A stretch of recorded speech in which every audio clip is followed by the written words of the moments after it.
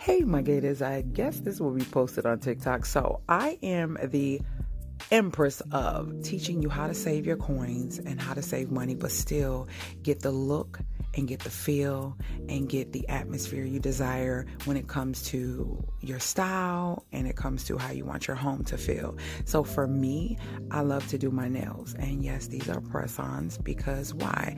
I do so much with my hands. I do a lot of outdoor work and I do a lot of indoor work with renovations and stuff like that, getting projects done around the house. So for me, it's a waste of money to go spend money with someone else when I can choose to change colors and do colors as I desire. And I do a lot of videos on how to save money by doing your own nails. I don't feel like when I take them off, I'm wasting anything because I did them myself. I do my own pedicures, been doing those for years. Anybody that knows me, if you don't know nothing else, my feet will stay done. They are always done. I don't play about my feet.